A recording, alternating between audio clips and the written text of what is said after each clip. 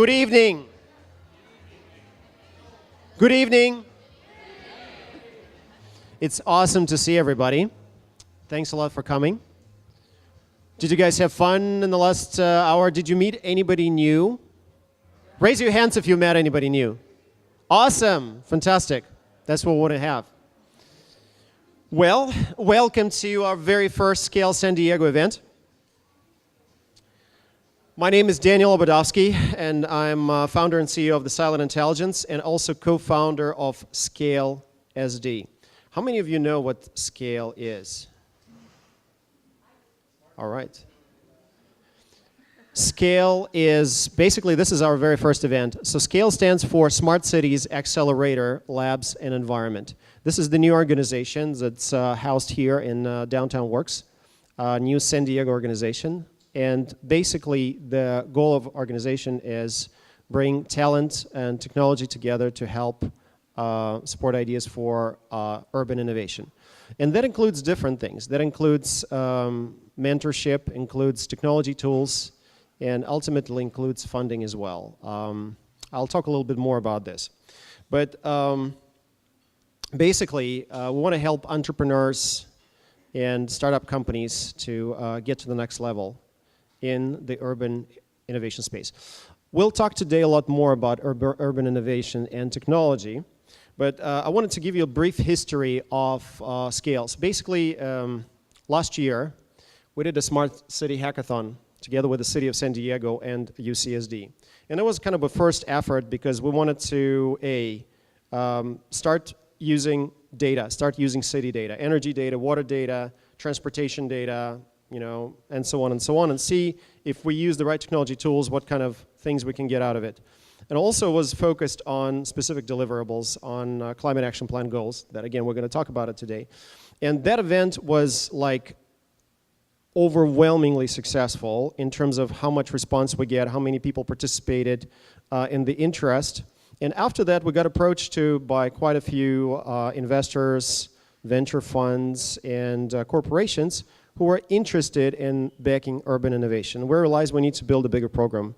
And that's basically how Scale came into being. We're very new, we just started. Over the next month, actually over the next several months, Scale San Diego is going to reveal itself, and you're going to learn a lot more about what is the accelerator, what exactly accelerator is going to do, what are going to be the requirements for companies, what the value accelerator is going to provide, what kind of people you're going to be able to meet, what are the mentors, and so on and so on. Also, in the meantime, we're going to have a lot of interesting events. We're going to bring speakers, we're going to facilitate discussions, we're going to do hands-on workshops and technology workshops, and we're going to do hackathons, just like we did last year. And it's very important that it's not just for engineers or business people, it's for people with very different backgrounds, for social entrepreneurs, for designers, for artists, because to really make urban innovation successful, you got to make sure that you have people with different backgrounds who can look at problems differently and address them and solve them. All right, well, I'm actually going to stop talking about Scale at this point and let you guys join us on Meetup, come to more events, and learn about it yourself as things unfold. Next thing that I want to bring up, do you guys like this space? It's awesome space, isn't it? Exactly. So here, I wanted to give a word to our sponsors, Downtown Works, to say a few things about this space. And they're hosting us and they're partnering with us for Scale. Candace?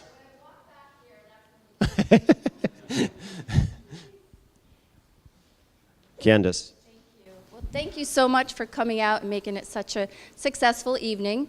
And yes, we are the newest premier co-working company in San Diego, opened by local entrepreneurs who want to help entrepreneurs. So we're all about collaboration and sharing resources and community. So if anyone in the audience wants to join Downtown Works, just come and talk to me or the two girls there, Stephanie and Eliza. And if you don't need a place, please recommend someone and we'll give them a free month, as well as yourself. Okay, thank you for coming. Thanks, Candace. All right, so a little bit about the agenda for tonight. Cody and I are going to talk for about 20 minutes, something like this. I'm going to ask your questions, and then we're going to open it up to you guys to ask questions, everything you wanted to know about sustainability, climate action plan, but were afraid to ask. Today is going to be your time. So urban innovation and technology is kind of a very broad topic, so we decided to start tackling it tonight with talking about sustainability and climate action plan. And that's why it's so great to have Cody Hooven, Chief Sustainability Officer of the City of San Diego, with us tonight.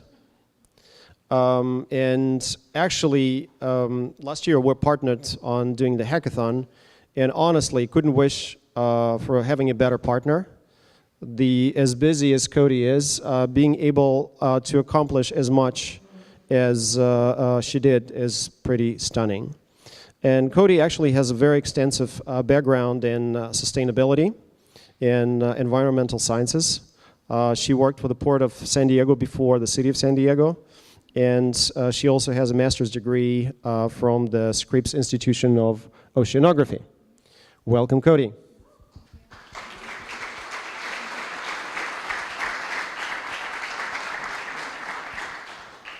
Cody, did I miss any major parts in my introduction of you that you wanted to add? Oh. It passes to my friends in the front row who will tell you all about me. No, that's plenty, thank you. Awesome. So I wanted to start talking about sustainability in the city, sustainability and climate action efforts. So first question that's kind of almost on the top of my head and probably on the top of the head of a lot of other people is, with the new administration in the White House, do you anticipate any changes, or like how things are going to continue going with sustainability and climate action plan? You started with a Trump question. That's awesome. Thank you. Thanks everybody for having me. First of all, yay or boo on Trump? Yeah, okay. So I'm assuming you're referring to that administration. I see this is being filmed, so I will try to moderate my comments a little bit, but we are struggling to determine how to deal with a new federal administration. Climate change, I've been asked this by a few reporters actually, because that was, as you can imagine, when he got elected, a big question of, he pretty much deleted climate change from the White House website and, is taking other actions to kind of shift away from addressing climate change and sustainability. Wow, I feel like I'm just diving right into the heart of this conversation. So, kind of conversation. Yeah. When I'm feeling really positive, the plus side has been that climate change the actions of addressing sustainability and climate change have always been local actions. The work that's happening to really move the needle has been happening on the ground locally for years now. So I don't see that changing. I actually see one silver lining in that a lot of the non-federal funders, so a lot of the philanthropic organizations and others that are really just committed to this issue are now shifting even more attention locally. So I think we will still see some support for moving the needle. And the local elected officials, they look each of you in the eye every day and see things flooding and see temperatures increasing and see all the impacts at a local level. So it's really a lot harder to deny at this level. So I don't see, in the grand scheme of things, those types of actions changing. All of our policies have been put in place to move forward. The economy has also shifted. It's now cheaper and there's more jobs in renewable energy than there ever has been before, more than in oil and gas. So a new administration would have to change the economics of the entire industry of energy and all the other sectors that contribute to climate change in order for that to shift. So I'm not 100% worried from a human perspective. It's a different topic for a different night. Thanks, Cody. I actually wanted to follow up on this question because in any situation, you have challenges and you have opportunities. I wanted also, to really understand what the opportunities are. And you kind of alluded to that, talking about new forms of funding. And here I wanted to ask about private-public partnerships, because that's maybe where a new opportunity is emerging. What do you think about public-private partnerships, and do you think they're going to grow in the upcoming years? Yes, the short answer is yes, I do see them growing. And the city in particular has really taken that on as something we can look at and better utilize. So a lot of governments in the past have not done such a good job with that and don't really know how to deal with this P3, as we call it, public-private partnership, or what to do with those, or how to deal with it from a procurement standpoint, which is the least sexy topic in government, but it's critical to everything that we do. It's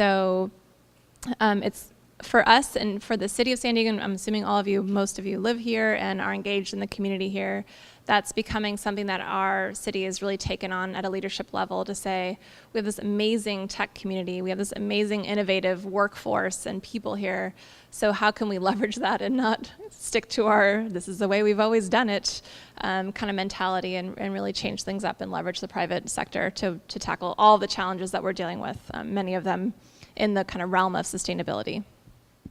Are there any public-private partnerships that you're working on in San Diego that you want to share? Individual ones? I don't know about that question.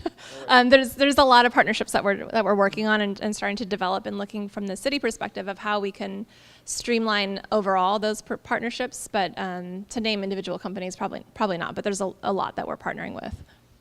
Awesome, and as you probably heard, San Diego is considered to be one of the smartest cities with a lot of initiatives. We have a lot of initiatives going on, so would actually love to talk about it. But before, we said we were going to talk about the Climate Action Plan, so let's talk about Climate Action Plan. Can you tell a little bit more about the Climate Action Plan? What are the goals of the Climate Action Plan? What's the ultimate reason? Yes, so again, is everybody from San Diego? More or less? Oh, excuse me, living here, maybe not from here. Living in San Diego? Nobody's from here, right? Yeah. Oh, yay, good job. There's one. So we all live here, we work here. So something I think that I'm proud of, especially for our generation collectively, more or less, is that we have this really ambitious new climate action plan, our sustainability goals. There's a lot of buzzwords in there, but we set targets a little over a year ago to cut our carbon footprint in half by 2035. And what that means to those of us, imagine cutting your own carbon footprint in half. So you all are sort of in the tech sector. That probably makes more sense to you than others, but you're cutting your commute. You're not driving alone for 50% of your trips. You're using 100% renewable electricity. You are conserving lots of water and energy. We're shifting to zero waste, which means eventually, and these are all targets that we've set for 2035, which sounds far away, but that's only 18 years away, is that right? So in government terms, that is like light speed. So these are really ambitious targets, and you think about for yourself, eliminating all of your waste and shifting all of your commutes, half of your commutes to transit or biking or walking. And in our city, that's not the easiest thing to do. Shifting to 100% renewable energy, being more energy and water efficient at home and at work.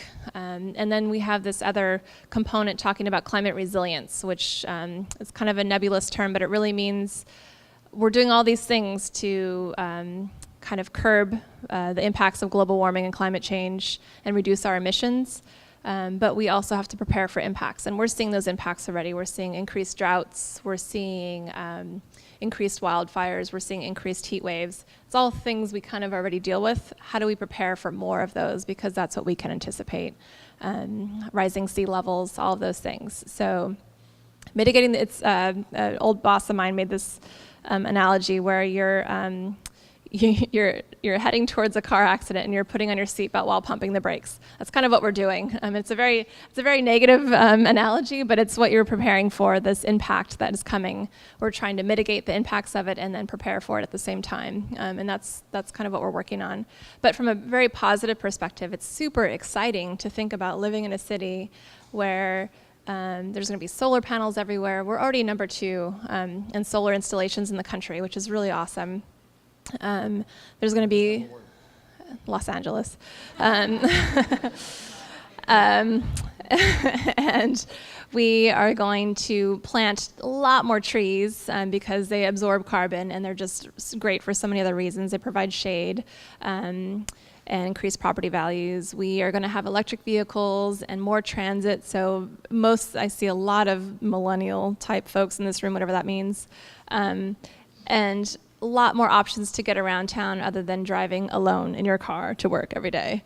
And recycling and reusing things more often and going to farmers markets and all the things that we already seem to like, doing a lot more of those things that benefit our climate, benefit our economy, benefit citizens that make the lowest income levels to the highest. So that's kind of what our climate action plan is about. And for me, it's something I'm really proud of and something that we can work towards collectively. And yeah, it's an exciting initiative. So that's probably enough for now. Awesome, thanks. So how's the climate action plan going to make San Diego a smarter city? Well, those are big goals. That didn't come across to you now. Those are really big, ambitious goals. So some of the things that we're looking at, and where I come from as a chief sustainability officer for the city, my position is within the economic development department, which is pretty unusual for city operations. Usually this type of role is buried in an environmental department or a planning department, and they don't really have a lot of leverage.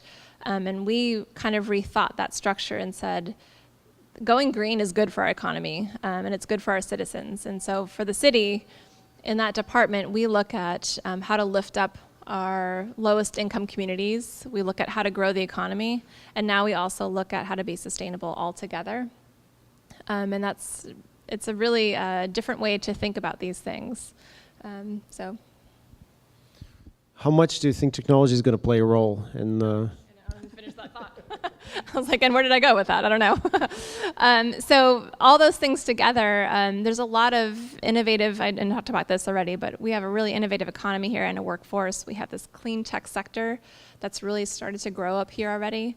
And so there's so many businesses and business opportunities and entrepreneurs starting up in this space that say, we're being really smart about connecting things, about sensor technology and just new technology and the use of data to solve some of these really ambitious and big challenges that the city and other cities have too. So if we could kind of have a sandbox here in San Diego to play in and test things out, we're not the only city dealing with these initiatives and these issues, and anything that we kind of come up with here and can implement here and test can be spread across the country and across the world because everybody's tackling these topics. And I work with people like me in every city in the country and around the world, and we're all tackling these things. So there's opportunities to do it here and then to export that information and those technologies elsewhere. So the Climate Action Plan was passed, what is it, December of 2015? So it's been just over a year. What would you say are some of the key things that happened over the last year with the implementing Climate Action Plan? Yes, well, I did not expect so many of you to be here. So I'll share some of these. I brought a little information card so you could pass these around, but we put out our first annual report. So most cities that have done a report like this, which is few, they typically don't report annually, and we committed to doing that as well. We went all in climate action this year.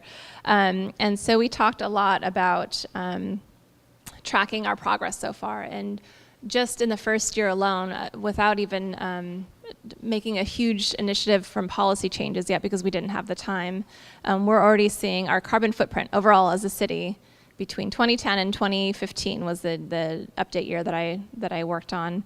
Our carbon footprint was cut by 17%, and that's huge. Wow. That's beyond our 2020 goals already. And a lot of that is due to our grid getting increasingly more renewable in that time frame. So there's some folks from SDG&E and some right here. Thank you, too, very much, and to all of you who support those initiatives. There's a lot that residents have done. We saw a lot of energy. We dig into energy is our big sector, and transportation are the two biggest pieces of our emissions. And so we dug into those quite a bit, and we saw that in homes across San Diego, this is just the city, but I imagine the county has similar similar metrics that residential energy use has dropped 16% in that same time period. So you all in your homes, for whatever reason, have been smarter about what you're doing, about saving energy, about taking advantage of technologies and services provided to you. So our grid has gone from 10% to 35% renewable. That's huge for us. There's a ton of metrics on this little card, so I encourage you to pass these around and take a look. Our trees, our urban canopy, it's called. It's the amount of the canopy part of the tree is what we measure through LiDAR. Has increased to 13% from about 6 or 7%. One area I will point out, something that we're not doing so awesome in, and if I wasn't on camera, I would say that we're sucking, is in transit. We have not increased transit enough yet, and we need to work on that in biking and walking. So I'll pass some of these around, but we've made a lot of progress already. That doesn't mean in government we call that the low-hanging fruit. So we made a lot of progress. We need to do a lot more and then probably dig in a lot deeper to make some additional gains. Great. So besides biking and walking, what other challenges do you see in implementing climate action plan? Oh, gosh. There's a lot of challenges. These are big initiatives. So some of the challenges are within the city. So the city employs about 11,000 people, and data is a huge component of this. This is a cute little summary of these things. I'm actually going to pass it around. Maybe share, because I don't have enough for everybody. There you go. But getting data is tricky. So you'll see a lot of data on that card, but it's not the best data, and I'm assuming some of you at least are familiar with or work with data. I've requested data for reporting and have received a printout that was scanned and turned into a PDF and emailed to me. So just the shift in thinking, not only internally at the city, but from the community at large, of what this means. I see Glenn cringing. That's data. Just behavior change and understanding what this means and how it ties to the bigger picture. And then to action. You know, these are big initiatives that we have to kind of coordinate and get together and see how we can tackle these initiatives and make sure that the different elected officials that are making these really big decisions and kind of going out on a limb know that their constituents, their voters, actually support these things. So that's kind of the other half. So getting information and tracking it and understanding it better and digging into the data and then actually taking action. Two simple little things. Data, analyzing data. Now you're speaking my language. So let me ask you this. How do you think entrepreneurial community and technology developers and designers and everybody else could potentially help in addressing these problems and addressing them with data? What do you think they could be doing? So the city has an open data initiative. We adopted an open data policy about a year and a half-ish ago, before the hackathon, so maybe 2 years ago. And we're slowly starting to push out data that we think might be useful to the broader community. So developers, designers, anybody in the community that may want to use this information and do something with it. We don't have the capacity internally to actually crunch all of our own numbers, and we don't have the knowledge to develop or do all the things that we could be doing. And we, for example, one of the things I'm trying to figure out is we want to track biking in the city, and we rely on either survey data from a national survey that's done every 2 years, which is an awful source of data, but it's the only thing that exists, or trying to install these really expensive cameras that if we don't get funded, then we don't install them at intersections. And again, that's not the only or best place to track. And there's a few other counters around the county that are funded by different sources. And kind of some people, maybe there's some older school thinking that's like, we just need to buy more of those really expensive cameras and figure out how many people are biking and then where we need to plan more bike routes. Or there's this whole new school of thinking that is saying, hey, we're installing these street lights that have sensors on them. Maybe the sensor data or the camera data on the sensor that's way cheaper than these really expensive old school cameras. There's some algorithm that can be written that tracks bikers, and then we can count that and use that information way better to help us plan, to help us track, to help us kind of just educate and engage the community in a more cost-effective way, in a more innovative way. Those are the types of things that we're thinking about and how we can use those. And I won't really go into our procurement process too much, but if you just want the city to buy your technology, one, we don't have that much money. Two, it's a painful process for us to procure anything. And by the time we procure it, you're on version 4.0 and we're still buying 1.0. So that's not the best option. It's being more innovative and nimble in that system. And that's something that we're working on at a leadership level. And it's something that the innovation community, for lack of a better description, can help us with. So how do you think that can be addressed and how that can change? How can startup companies bring their technology to the city? What would you recommend? Well, so engaging with folks like me at the city, there's like I said, 11,000 employees there, but there's some of us that are willing to think outside the box and willing to engage the broader community to see, and the innovation community to see what can we do differently.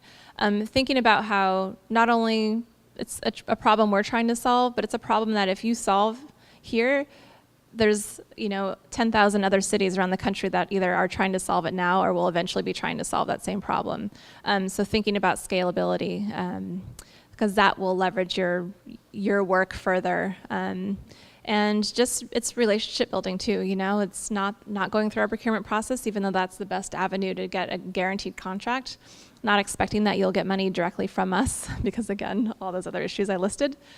But thinking about how to be innovative and solve our problems in ways that actually work for the city. So we have so many restrictions and so many requirements, as Trump is learning. There's a lot of government process that he does not know about, that we're beholden to, for better or for worse. And so understanding those parameters and potentially roadblocks and working within them, that's the best way to solve those issues. And we definitely look forward in exploring all these opportunities going forward. Now, before I open it up to everybody, I have one more question I wanted to ask you, Cody. How does one become a chief sustainability officer in the city? You have to be scrappy as hell, I think.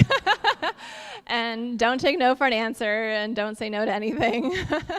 I have a science background, so understanding all the science behind things and how data works, but wanting to use that to change policy, that's my personal path. There's probably 100 different paths to get where I came to, but negotiation is key. I negotiate with everybody all day long, internally and externally, and just being willing to think outside the box and caring about the earth and the environment and the economy and people.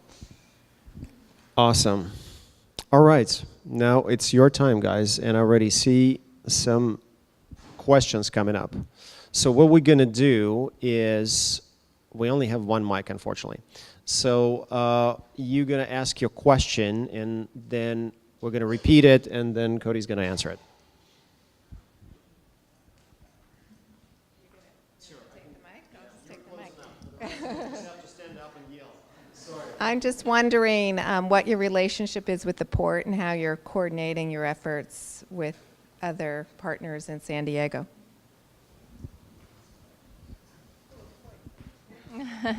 Great question, especially because I used to work for the Port of San Diego. We are the different governments and various nonprofits and universities and the business sector are all working together pretty closely. San Diego, I like to say, is small enough that we can collaborate and work together, but it's big enough that we can make an impact and get things done. So I work really closely with the Port on their initiatives. I actually stood up a lot of their initiatives, so I'm particularly vested in their success, and work with the other local governments in the region. We happen to be the biggest city with quite a bit of influence. That's nice to be the big fish in the pond, I guess. But to me, collaboration is really important in making sure that whatever we do benefits the entire region. People that don't live in the city maybe work in the city or recreate in the city. So we work pretty well together regionally. I don't know if that's the same for every region, but here it works. And we formed actually a climate collaborative, which I lead right now, to just make sure that we do share resources and ideas and strategies and things like that.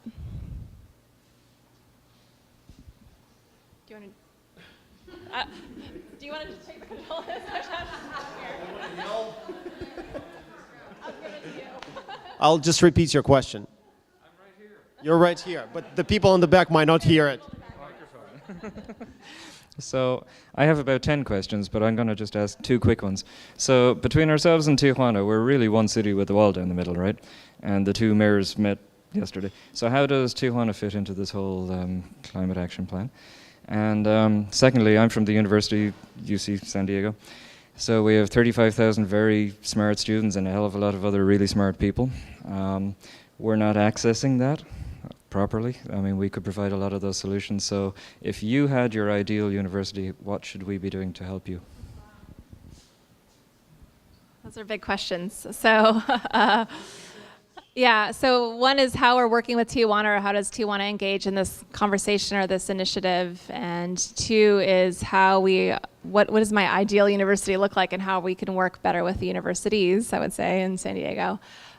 So one, I've been working with Tijuana. Tijuana has a little bit different structure so far because they're a little bit further behind on organizing and local government initiatives around climate action. So I've been meeting with their leadership, presented to them 2 days after the election on this topic, and I'm working with different researchers that are looking at these initiatives in Tijuana. So from an economic perspective, we work with them really closely, and that's one of the reasons why you've seen our mayor come out and say that they're a huge partner for us in the economy and trade, and just from a cultural and regional perspective, and that's something that we take very seriously, and it's really important to us. On climate action, a lot of jurisdictions, the reason why we all have different plans is because we all have different jurisdictional control, which is fortunate and unfortunate for a lot of reasons. So we're trying to figure that out with Tijuana. An example of that is a lot of state funding that is available for addressing greenhouse gas reductions doesn't cross the border. So for San Diego, that hurts us too, because a lot of our work is shared across the border, or cars are driving across the border, et cetera, and the state won't fund it if it crosses the border. So we're trying to figure out those things now. But sharing ideas and lessons learned and what we can do to help, and I give them as many resources and time as I can. So we do work with them. From the ideal university perspective, or what we could do to work more with citizens, if I could just replicate myself 10 times and create a lot more opportunities to work together. We see the university as a huge partner, not only UCSD, which is wonderful, but all the universities in the region. And we recognize the amount of, I think we're number 5 in the country for patent intensity, which is, we're not number 5 in the city size, so that's pretty big for us. And we are partnering with the university on this, something called a Metro Lab network. It's a network of about 35 university-city partnerships formed just to tackle these types of initiatives, and it's just getting off the ground. And you think you would see a lot of partnerships between cities and universities, but they've never been so formalized at a bigger picture. It's always maybe one department at the university and one department at the city working together, and that loses a lot of kind of the bigger picture partnerships that are available. So we're trying to figure that out from a broader perspective. What are the bigger challenges we're working on? What are the bigger resources you have, and how we can pull them all together in this big kind of solution space and figure those things out. So tackling that more. Metro Lab Network, yeah. Mm-hmm. So we just launched that last year, I believe. So there's a lot of opportunity. And hope we will tell. I mean, there's an important partnership that the one that mentioned as well, that we're also partnering with UCSD for the SCALE program, and we're looking forward to getting students engaged, getting the faculty engaged, doing the workshops as we've been talking. So guys, stay tuned. There's a lot of exciting stuff coming down the pipeline. Next question. If you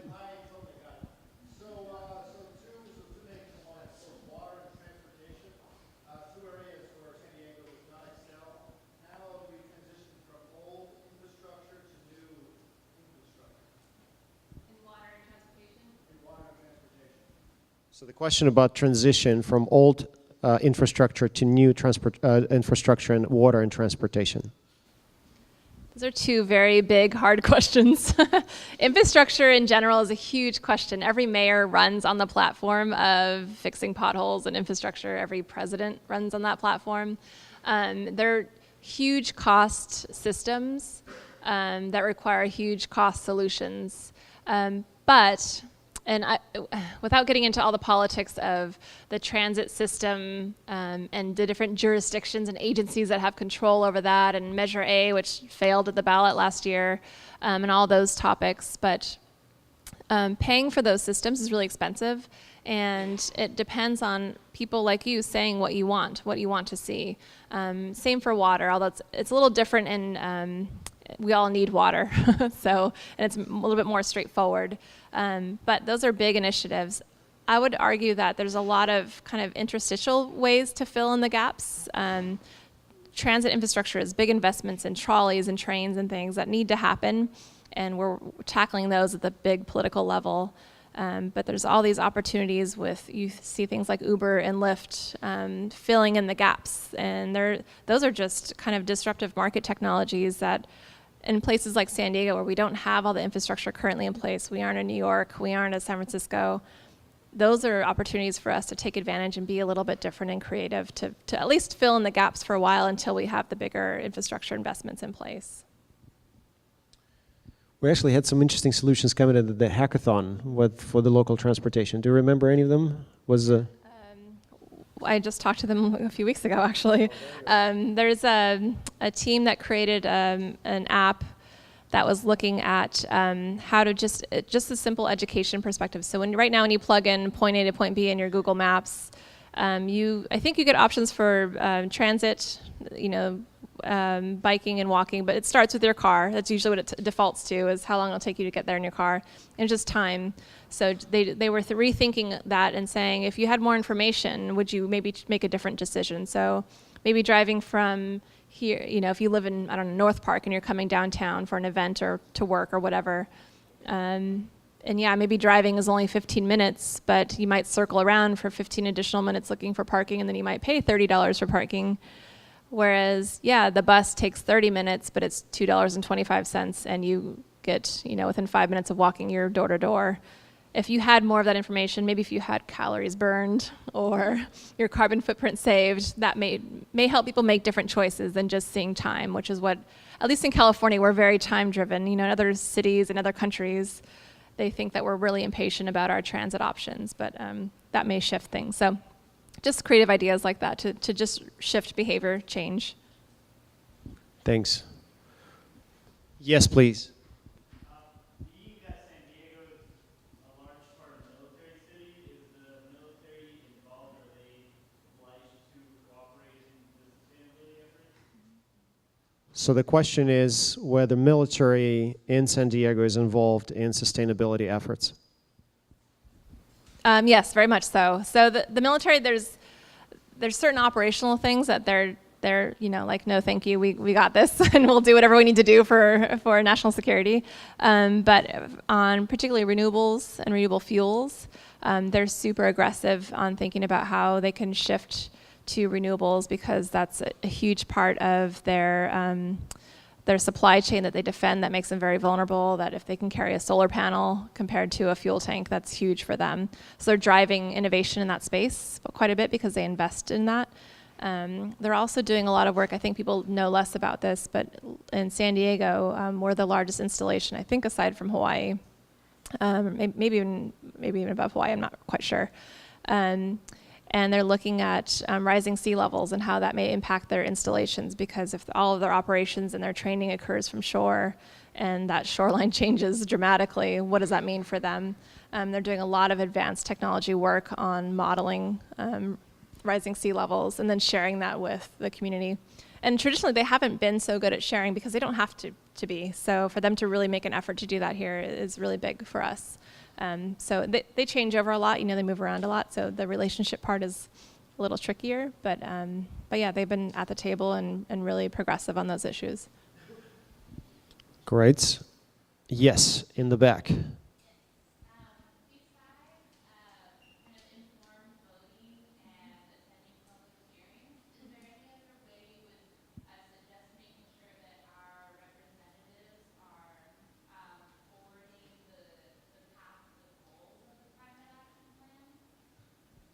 So the question is about whether our representatives what are the ways to reach to the representatives, make sure they're following the goals of the Climate Action Plan. Yes, thank you, Victoria, for reminding me of one of the things I wanted to say. If you don't know her, she's kind of amazing. Yes, especially speaking to a crowd of people who are, on average, probably under 50, I'm guessing, engaging in that process in whatever way suits your style is so critical. And I can't say that enough because I go to so many community meetings to share what we're doing or hear input, and I never see people that kind of reflect my friends or my community that I know. It's a different audience, and it's a different group of people. So engaging in the process, as boring as it sounds to go to community meetings, as kind of ineffective as it sounds to talk to your elected officials, they do listen and they want to get reelected. So if they hear from you and hear that you want to see things differently, that will influence them. Engaging in things like community planning groups that I can tell you again do not reflect you all. And getting elected to those, it's not that hard to do. Getting on boards, getting on commissions that make these decisions or that have a really influential voice on the city of San Diego and other cities wherever you may live at the local level is huge. And then going bigger and better nationally and at the state level, I think, again, everybody runs on who votes for them. And if they hear voters saying either you're doing something good or you aren't doing something good, that does matter. Does that answer your actual question too? Yeah. Thank you for reminding me too. It's huge. Getting involved is huge. Sorry. Great. Yes, please.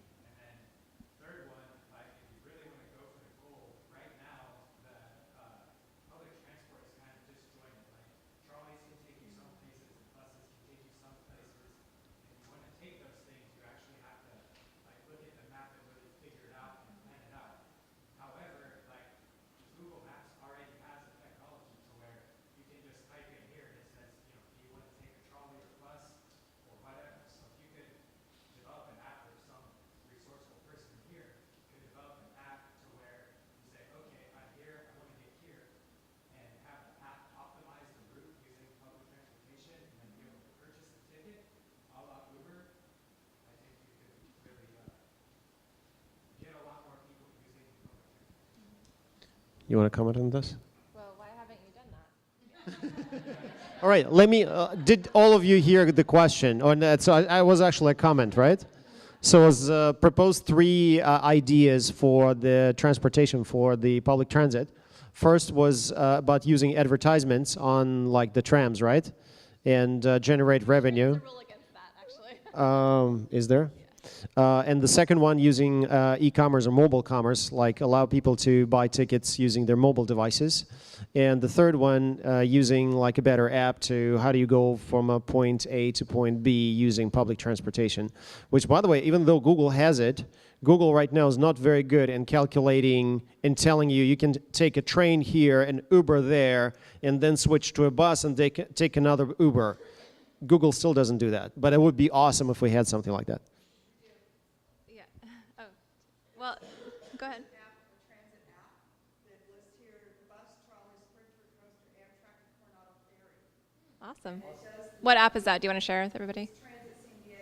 Okay. It's a great app. So the signage, to be a little bit more serious to your question, there's a lot of city rules, either in the city or in other jurisdictions about, we tried to prevent, whoever made these rules, I don't know, but they're trying to prevent just having billboards everywhere. So there's rules against just posting advertising on all things. So there's some rules there. Your second question about your signage, the purchase card for transit, they're just now changing that because for a while you could only buy a card if you knew exactly the amount you wanted to spend and where you're going, which is kind of ridiculous. Most people want to prepay, just load a card with $20 or $40 and spend it as they want. So they are trying to work on that. But both of those issues, if they had heard voices like yours saying, we want to improve this, and we see things doing, can be better. That's what they need. The decision makers need to hear. Yeah. So say that again in the decision-making meetings where that's happening, And then the third thing, I will just reiterate, why haven't you done that? Paul. Please.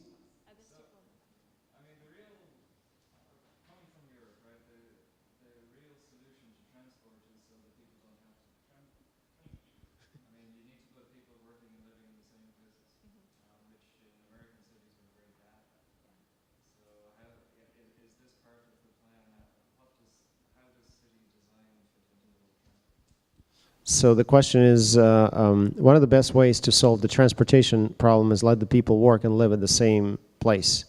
And what are thoughts about this? So something to address that is called transit-oriented development. So we're thinking about how we can build, California in particular has been this sprawl mentality for years, right? Where we have lots of land and we have lots of money, so let's just build homes way out in East County or wherever you may be in California, and build highways to connect them to wherever you work. And all cities are starting to rethink that idea because we realize that just isn't working for us for a variety of reasons. So that's the design around land use planning, or how we zone and permit where you can build homes and where you can build commercial districts, is changing just for that reason. So we're shifting that to make sure it's near either high quality transit that's existing now or planned, or near employment centers to make sure that you can get to and from work hopefully without driving by yourself. All right. Yes, please.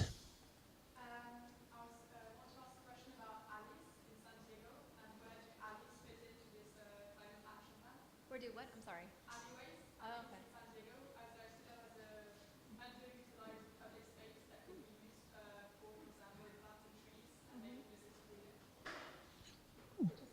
Do you know what this is? Alleys. Yeah, alleyways, right? In not major streets, but which we have. So how do alleyways or alleys fit into this initiative? So planting trees and different things like that. And that's kind of an interesting question, because I don't know if we have anything specifically targeted to alleyways, but we are looking at things like urban gardening, or these pocket park ideas. We're creating places where people can convene, that it's not a massive city park, but a little pocket park where you can just create some greenery and people can get together. And so those are some of the things we're trying to tackle. I don't know that we've ever directly tied them to alleyways, which we do have a lot of, at least in my neighborhood. I'm sorry? Bike lanes. Awesome idea. Mm-hmm. Mm-hmm. Yes. I wondered if energy storage technologies play a role in the climate action plan, if at all. So the question is whether energy storage technologies are playing a role in the climate action plan. Yes, so it sounds like maybe you're familiar with those, but shifting back to our 100% renewable goal around electricity, that will have to be part of the solution. And they're just now up and coming. There's some state targets that say utilities and other providers have to achieve at least 1% of their energy supply through storage, or at least make that available. And SDG&E has just installed really big systems in Escondido and another area in San Diego, I forget where now. So it's just, again, it's another market transformation thing that we're hoping to support and get it to where solar is today, where the prices have dropped dramatically, and it can be part of the solution. But yes, in 18 years where we have to hit these goals, that market transformation has to happen for us, and we're going to be supportive of that. Yes.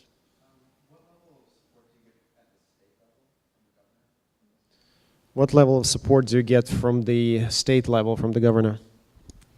I would say a tremendous amount of support. So in California, we're fortunate to have a governor that really supports climate action and sustainability. We have funding that through our cap and trade program that generates a lot of revenue each year, and it's given right back to cities and counties to implement greenhouse gas reduction initiatives. I wouldn't say that enough comes to San Diego. If you look at the numbers, most of it goes to the Bay Area and LA. I just looked, that's how I know. But there is a lot of support coming back in grant funding and things like that. There's some tricks to that. You know, I talked about money can't cross the border. So in San Diego, where our economy kind of crosses the border, that makes it a little tricky. Port trucks that are leaving the port and delivering goods, every once in a while they want to take a job that drives down to Baja, and if they took state funds to upgrade their trucks, they can't go to Mexico. So there's a lot of really nuances there that make it tricky. But overall, our state, I mean, compared to a lot of other states in the country, our governor is very supportive, and the state is really pushing the envelope and kind of opening up things for us to have some space to move around here. So compared to the rest of the country, we're doing pretty good. Awesome. Any other questions? All right. Please, yes.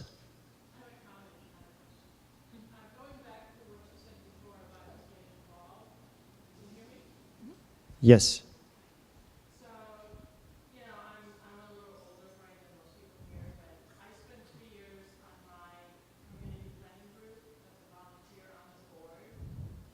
And because of that, I got to know my representative, I got to know my council person. And then later, just more recently, in the last couple of city elections, I became very involved with the campaigns for my city council seat. So both Sherry Leitner and now Barbara Bree, I kind of got to know them. So by doing that, you can really kind of, you know, they'll have your ear. I can call Barbara Bree on the phone, and she'll take my call. I've been able to get meetings with Scott Peters, you know, my congressperson, who used to be my city councilman. So if you do that and you get involved, you can really kind of make your voices heard and get to know those people because, you know, like Cody said, if you talk to them, if you get involved, if you start walking, you know, for their campaigns and having meet and greet at your house or whatever, then they'll take your calls and you can make your voices heard. And it works for me. So I started Awesome. a planning group and then Do you mind saying Awesome. which community planning group you worked on? UC, University City Planning. Great, okay. Yeah, so basically Magda was saying about her involvement in community planning group and community planning board and meeting her representative and also getting involved in the campaign for the city council and meeting the city council the district representatives and being able to interact with them, call them, meet with them when she needed, and get her voice heard. You want to say anything about this, Cody?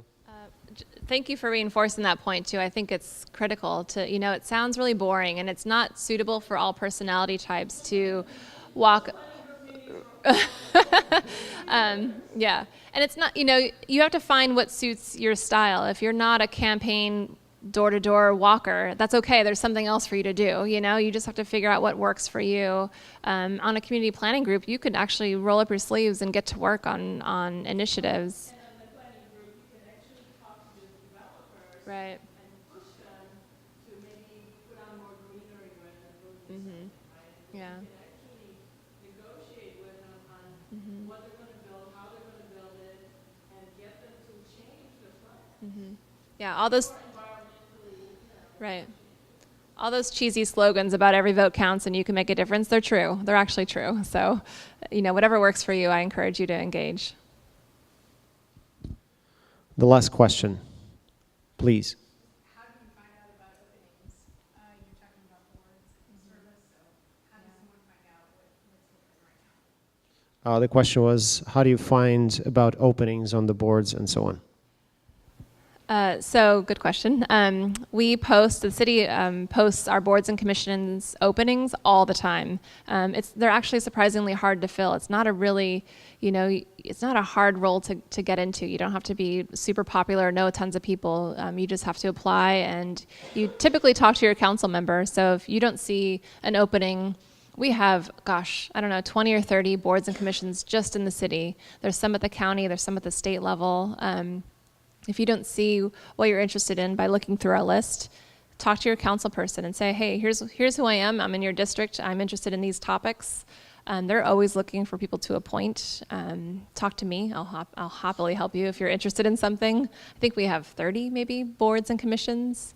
And we take them seriously. You know, the council people and the mayor of every city, they can't hear every single constituent, so they kind of rely on these groups to be the voice for their communities to say, what are you all looking for on this topic? And they actually do make decisions based on those groups. So yeah, talk to me or look on our boards and commissions manager actually is good about using Twitter to post openings.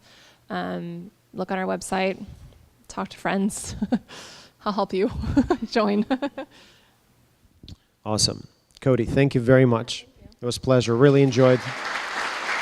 Thanks a lot. And guys, thank you very much for coming.